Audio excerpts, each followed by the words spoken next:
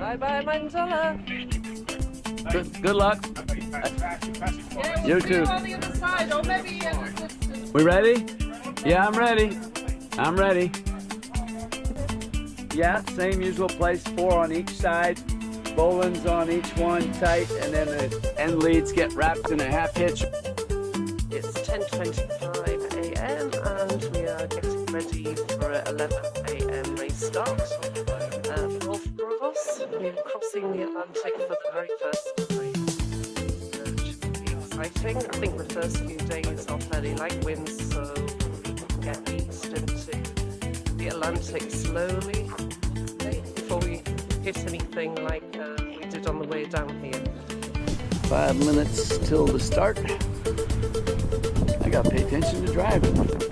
Bon chance!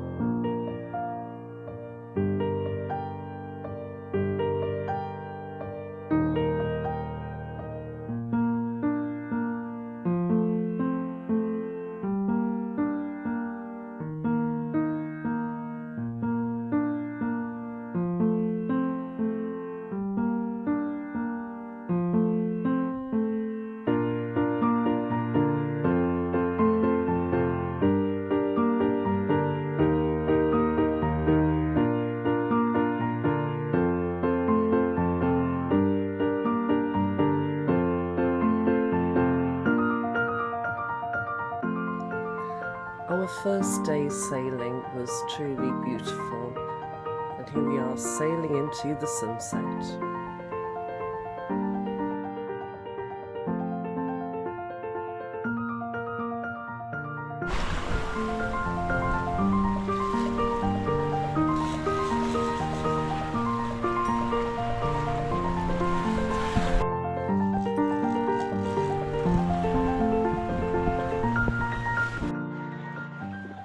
November 25th. And Chris is sleeping. We're all up drinking coffee. And we're on wing. Winds are between 15 and 21 knots. They just go up and down constantly. And the ride is a little bit roly-poly, but not so bad. Might put the spinnaker up on the left side with the jib, which seemed to be very effective the other day. We were getting 7.5 knots easily, and might make our journey a little shorter. The 5th day on the journey, and we're going nicely, averaging 6.2 knots in 24 hours. Yeah, and I'm talking about this screen here because if you kind of see the meandering path that we follow is literally the hydrovane following the wind. So it's good in the sense that you can set it and forget it, but you have to remember that it's going to go wherever the wind takes it. And it's back here steering the boat quite happily and very reliably and very rough weather too. So dynamite device, but it does follow the wind.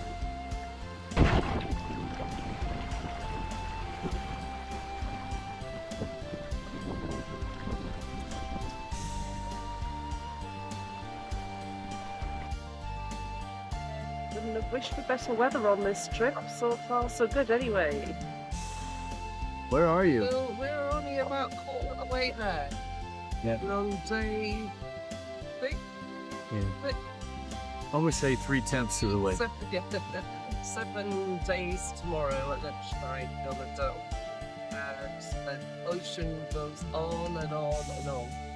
But we have seen a few things, dolphins, possibly. Yeah. and a few birds out here. And we caught 2 mahi. We've got one tuna Oh, and 1 mahi. and 1 mahis. Then we threw the tuna back because he was really small. Really small yellow Mahi. fin. We had the mahis, so 1 mahis each. Yep. And then we caught 2 big fish that went off with our lure and most of the line. Yeah, it's a shame for them. So we got fish. We are whizzing along in the trade winds and doing something like 7 to 9 knots. Yeah, it's just up at 8 knots there. So, yeah, we're moving along nicely, and we're moved up to 7th place. We're trying, Right. we're trying to get our last likely competitor past tonight, maybe Inga. Our target is Inga. You hear that, Inga? Matt, we're gunning for you. We tried to pick them all up one by one. And well, there is handicaps. So within our division, there is handicaps to be taken into account, and also the engine hours. Not the engine hours, but the time miles spent using the engine Yep. are deducted. So we didn't think we had done well in the last race from Gran Canaria to Cape Verde. We actually came third, which was really pleasant and gratified for all the calculations we've done. Yeah. And we wasted a whole lot of time on that. Yeah, what do you call it? We ran the engine 47 hours on that trip. On this trip, we haven't run it at all. We run it for charging only, but not as propulsion. Yeah. Because we had dead batteries one morning caused by a short that shorted out all the lithium batteries and had to reset them all, which thank God you can reset them. And then ran low voltage this morning, so we decided to run the engine and charge up. Yeah. That's all, folks. Yeah. Where do I start? Things that have gone wrong. Well, let's see. First thing was the radar, which I finally fixed yesterday. We had a topping lift come undone yesterday morning, which almost caused some drama with a pole going in the water. That was close. And let's see, something else broke. What was it? Can't remember. Oh, we had the battery problem. There was ground fault on our batteries that tripped out all our lithium batteries, so we had 0 volts coming out of them. That was exciting. That was 2 mornings ago. And it was all going good till I turned on a light switch and this ground fault occurred, and boom, everything went out. No power at all. So we had to start the engine just in charging mode to get the navigation lights and instruments back on while I troubleshot the problem. I actually had to Google on the internet how to reset your lithium batteries because I didn't know how to reset them. And luckily they all reset and we're back in business. And the fridge. Whoa, the fridge. What happened with the fridge? Have a little eggs. Oh, yeah, I got this nice cut here from the fridge door. And it hit my nose. It's an eye-opener when a heavy fridge door comes down on your head. Let me tell you. How many times have I told you about that? Bloody fridge. Yeah, but Yeah. And they got you good and proper. yeah, I need to do something about that. We need to get that resolved for sure. I don't think we'll find a cure for that in Grenada. But we'll work something out and buy some pistons off of Amazon or something, put on these fridges so that the piston's driven instead of these stupid springs. The springs collapse. You can just bump your elbow into them, the door can come down on your head. It's not good. And then in heavy seas, the pressure makes the spring collapse also. So, lesson learned. And the other thing that Chip has done is put bungees on all of the cupboards now, or a lot of them. So that does help a lot. We haven't really had a problem with lots of things being pulled around and banging and in the cupboards, have we?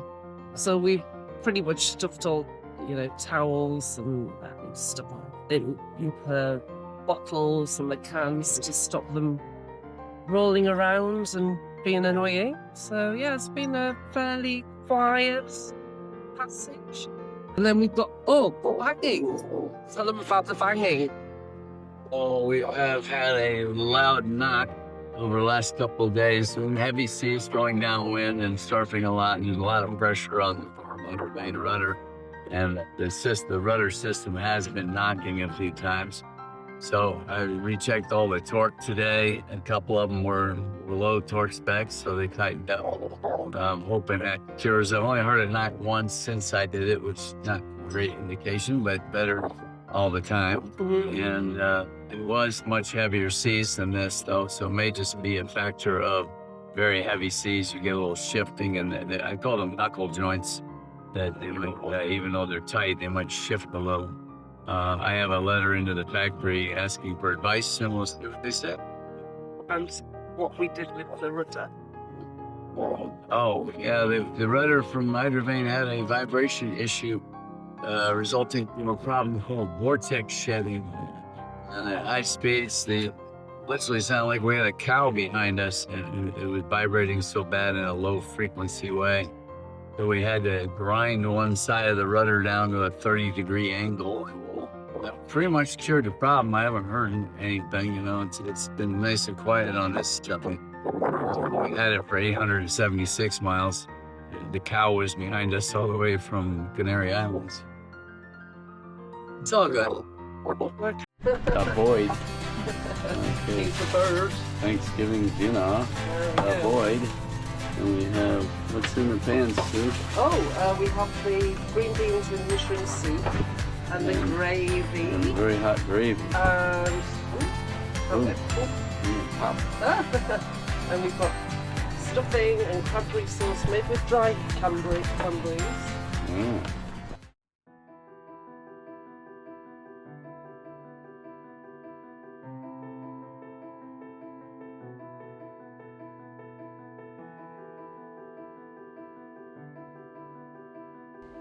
It was incredibly good sailing conditions, but was it going to last?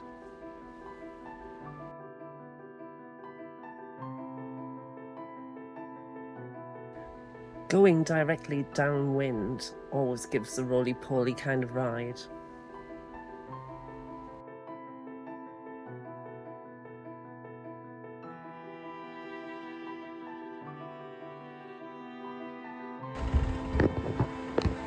We are about 1,200 miles from Grenada and counting our first really big sections of rain. None of it's hit us yet.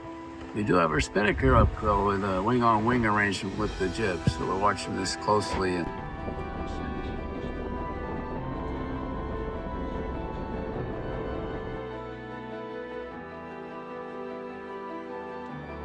another good squall.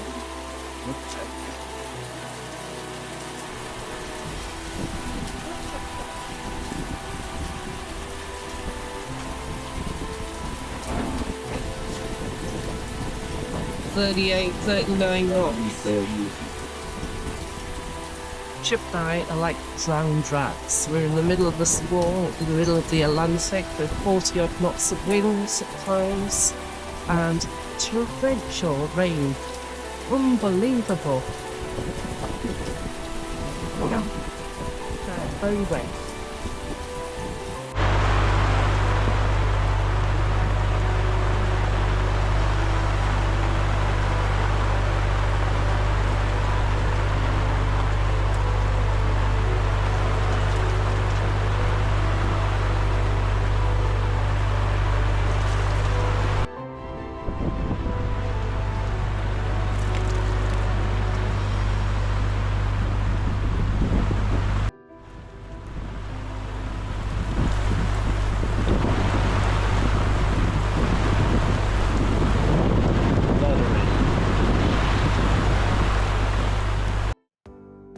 Good morning. I think it's Saturday morning. And we've done this noon today, 1 o'clock today. We're on 8 days on the road. And we're 1,165 miles from Grenada, and it's been a lot of rain overnight and light winds, and apparently we're getting ready to switch sails and get back on our wing-on-wing arrangement. Hasn't been that much flow these last 24 hours. About the electric. And we've also been using electricity faster than we can make it, and that's not great. So we're running the engine now to charge the batteries. and then to improve the charging rate off the engine as it's not great either. But it works for now. Lessons learned. Well, looking day 11, starting day 11 in the middle of the Atlantic. We're about 800 miles from Grenada.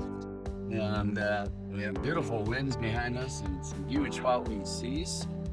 Winds have been about 14 knots to 36, and this pretty squall only got to 51.6 knots. I was in bed at the time, and 51.6 knots. It's pretty scary when you were lying in the bed. I thought, what is going on? Gets her attention. That's Yeah, and we had a squall 2 nights ago with about 2 hours of rain, torrential rain. oh yeah. Yeah, It'll fill our water tanks from the deck really quickly if we have rain.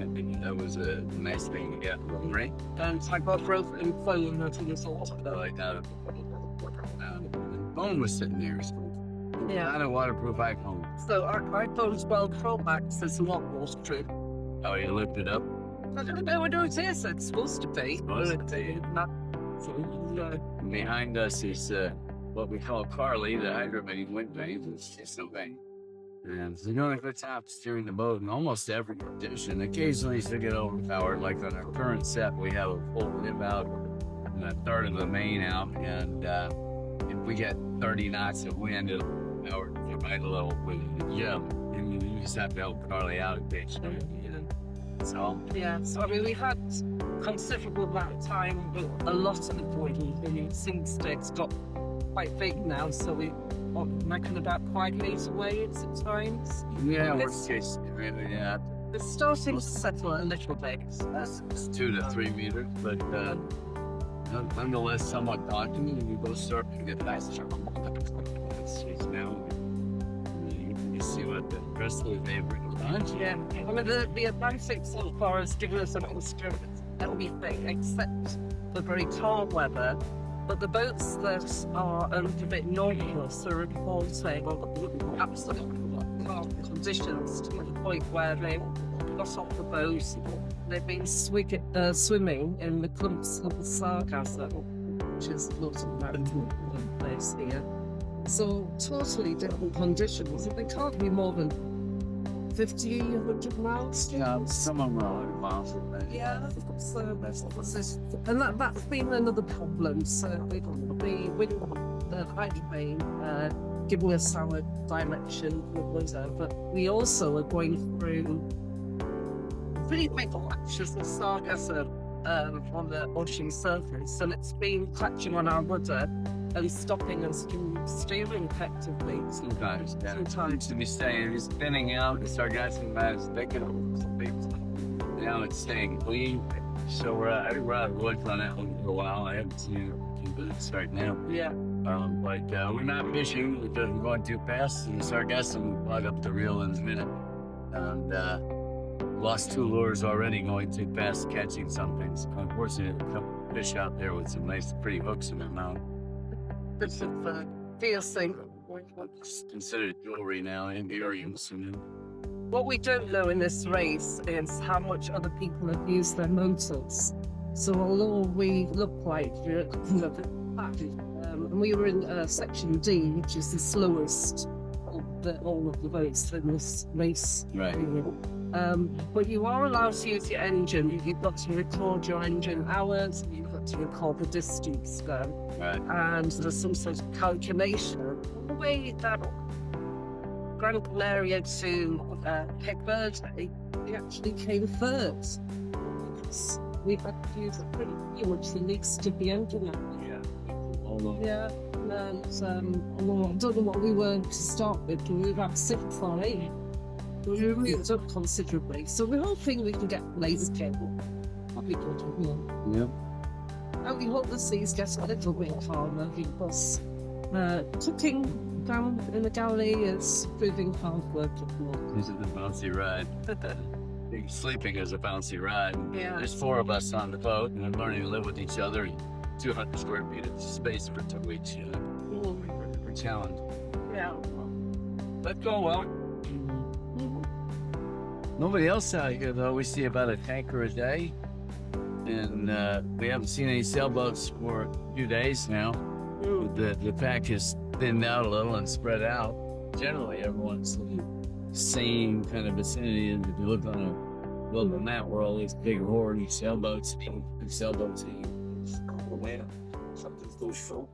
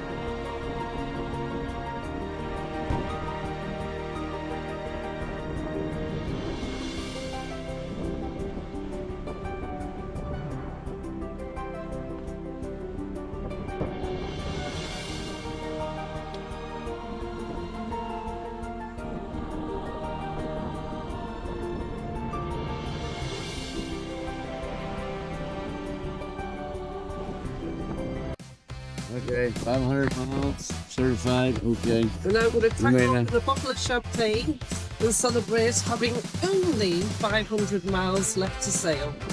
To get to later. I'm just going to try, hopefully champagne. Hey, you hit the roof. Ready to pop. You. I'm in these this morning to celebrate our less than 500 miles to go. All right, done. 3 miles behind them. Plotting how we can get them some fuel so they can motor the rest of the way into Grenada without running out, and hopefully they'll lose their mast between here and there. It's fairly choppy seas, 3 to 5 foot Mid-meter. swells here. Sorry, 3 to 5 meter. Sorry, recap. 2 to 3 meter swells / waves coming through. It's a little bit rocky, so not the easiest thing. Even if they manage to hook onto the line with the fuel jerry cans, how they're going to pull it on board is the next challenge. If they can do that safely, so we'll see. And we too have had our own issues today. The T-rail for the spinnaker is coming off the maps, so we have done some repairs, or Chippy's done some repairs. So we've now got this dilemma. Approached our friends who potentially they could demast at sea. So we don't know all right. The sea state was sort of that we've already slow. It's going to be all over the place. I don't know. We just don't know what to do, really. Yeah.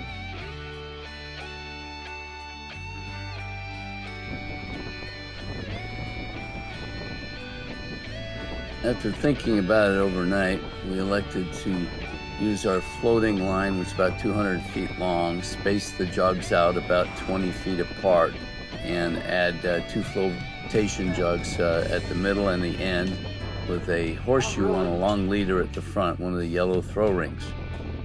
These were then deposited in the ocean for them to pick up and hopefully get on board safely.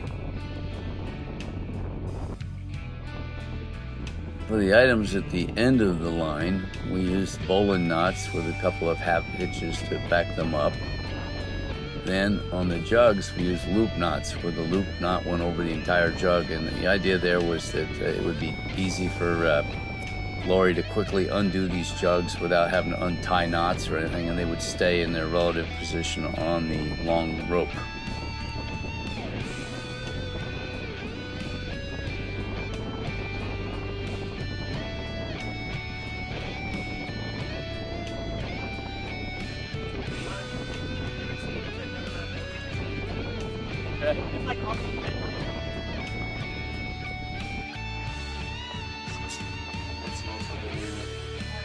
Hang on, everybody. It's gonna be bouncy.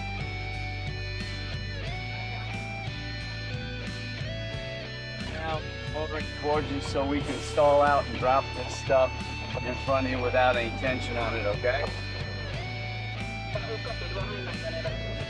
And you want to hook on, try and get the bow hook where the yellow light ring is. That should have the most slack on it. And then after we get it all done, we can talk later.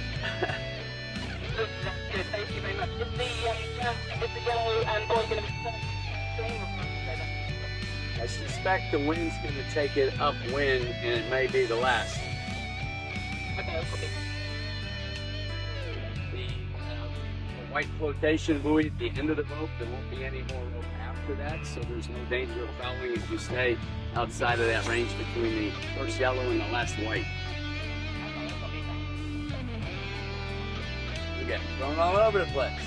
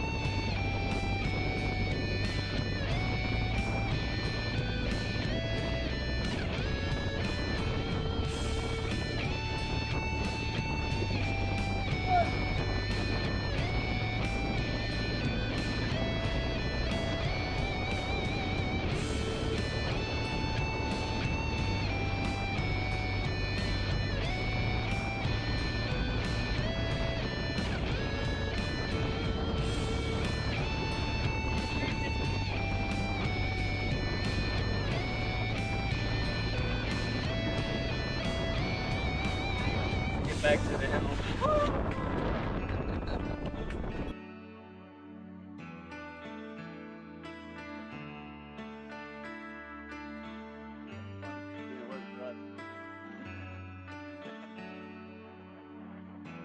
Keep circling till that. Yeah.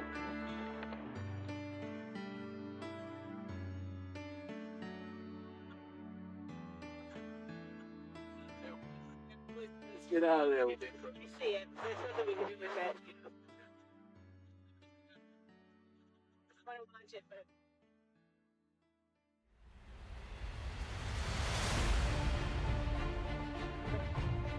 They're both now.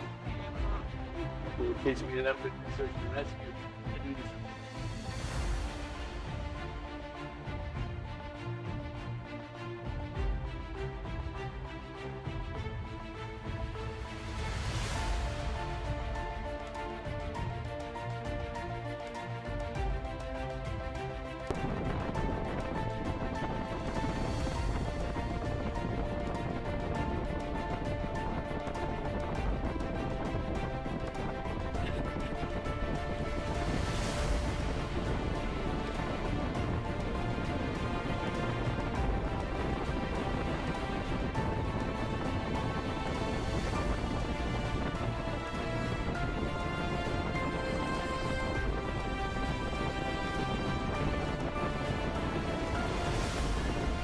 Hook.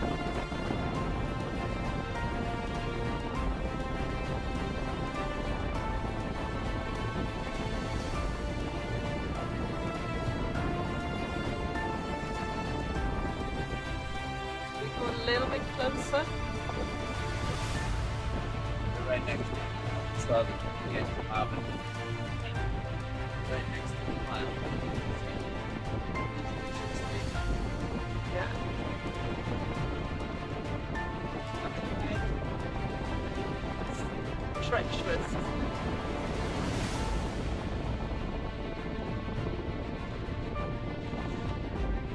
get there, I would also slow out because then as you see my boat to go downwind.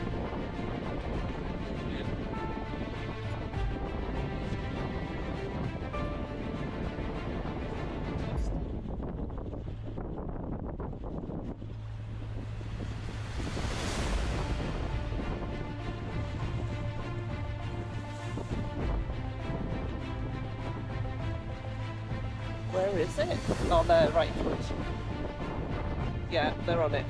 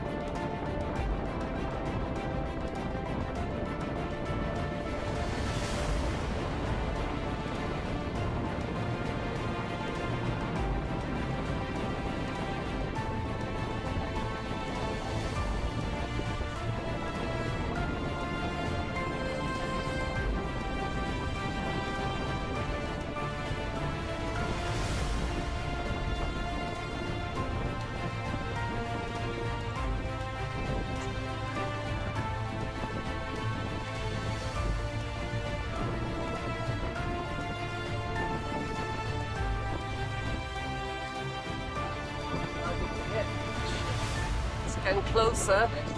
Right next to the boat now.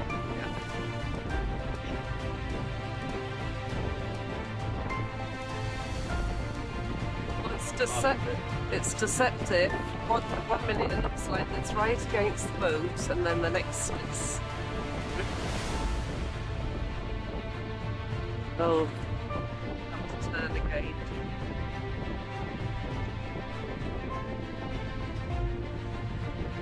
I see strong.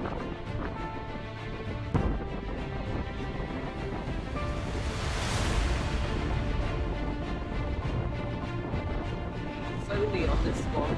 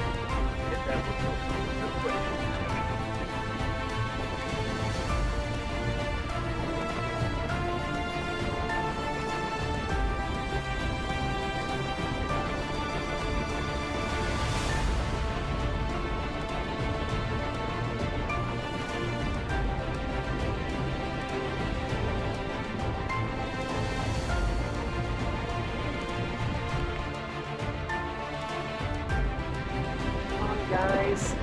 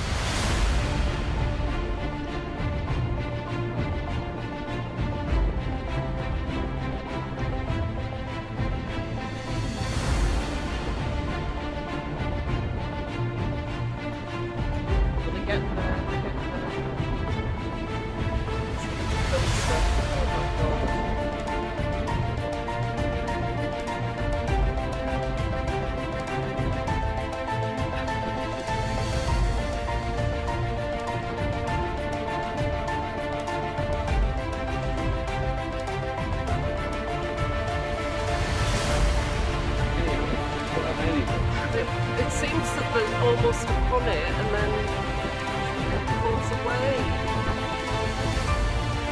Woo, that's nice.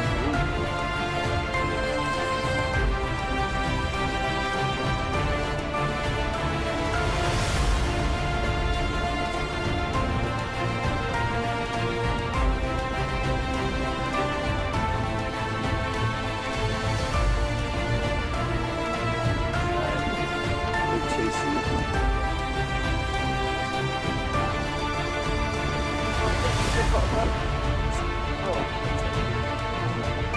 So then you know it's getting Grab it. Grab it. That's on the rope. Like, yeah, I see the rope stretching.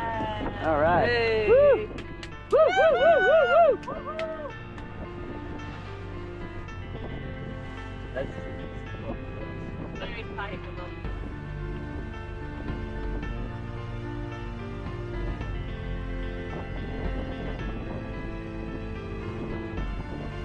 I think he's gonna have to get him. If I can't see him lifting that shit over the side rail.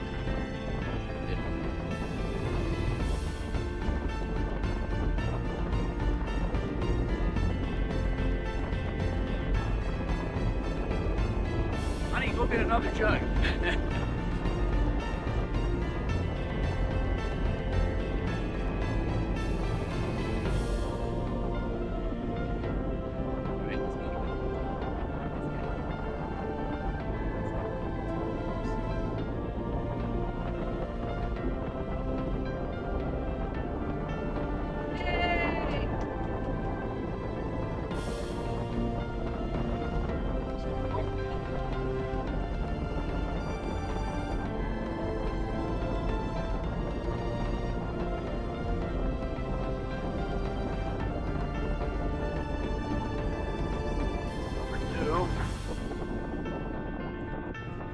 So it's the top of the mast where the problem Yeah, is. There for sure. Trying to see what else.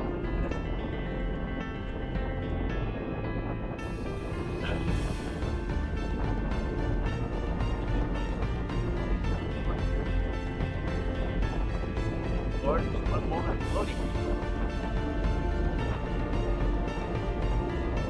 Not ready to go in a minute.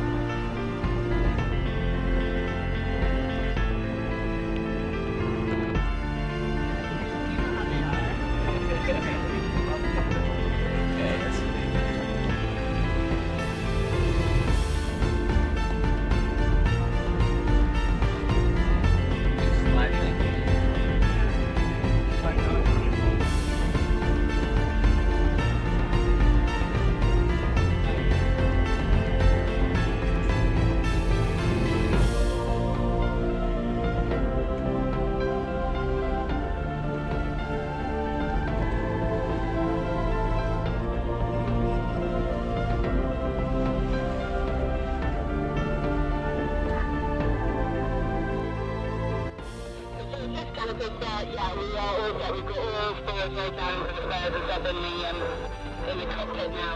All safe and sound. Thank you guys so much. Can we deliver you back to your horseshoe? Over. I've got another one. That's a spare. So hang on to it till you get to Grenada. And there are 3 cans that are the same, and the 4th one is the one with the good filler spout. You can use it on all 4 cans. The others are garbage that the American government tried to protect us with.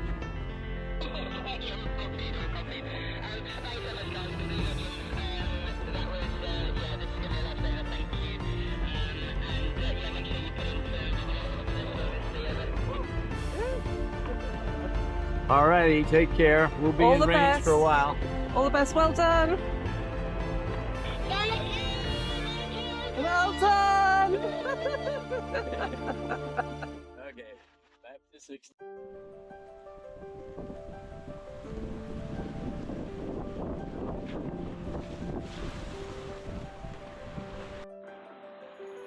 Today is hopefully the penultimate day of sailing. You never know with sailing. So, the moon is still high in the sky. And the sun is supposed to be beginning to rise.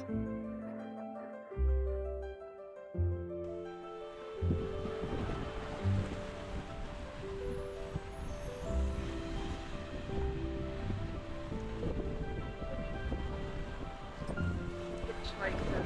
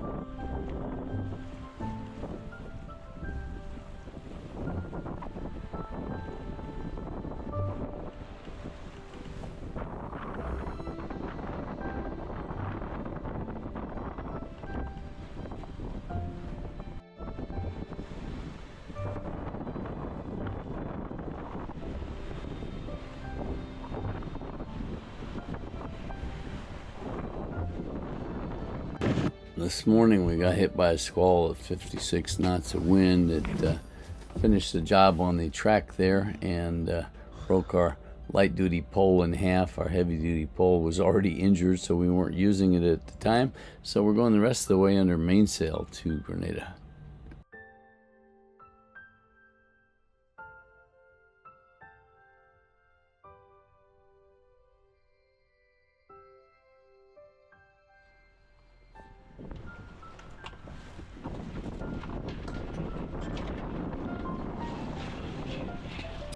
Good morning. We are on day 16 of our cross-Atlantic voyage from Cape Verde, going to Grenada. Grenada is not in sight at the moment, but we all think we'll be in visibility to sail as we are 82 nautical miles away from it. But it's been an interesting, memorable voyage. There's been good and bad. We've enjoyed the actual journey outside, the sailing. It's been good all downwind, so we managed with our limited sail set. Many of the others in the are Code Zero and parasails. Is it parasails? Yeah, it's about parasail. Parasails, so that enables them to go downwind a little bit smoother and a lot faster. So we're at the tail end of the yeah. But they've got a lot of boatman blues and ropes and rigging and one note out there, water coming in, and both sails are ripped, and they lost their pole overboard, and none of the electronics are working. And they're bad shape, but they're behind us. We've got water marks, so Yeah. you should see them tomorrow, hopefully.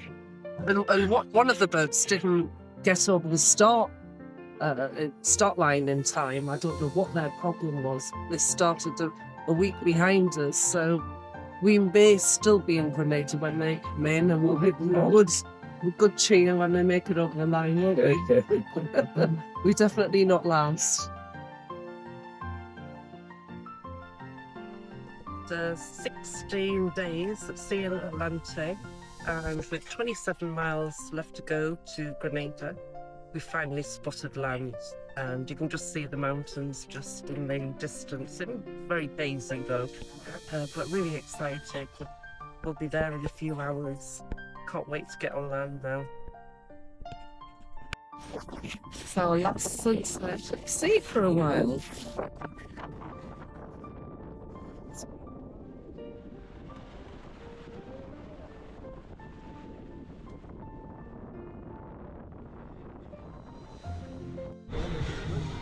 We arrived at the marina around 8 o'clock and got to spend the night docked amongst the super yachts until the next day.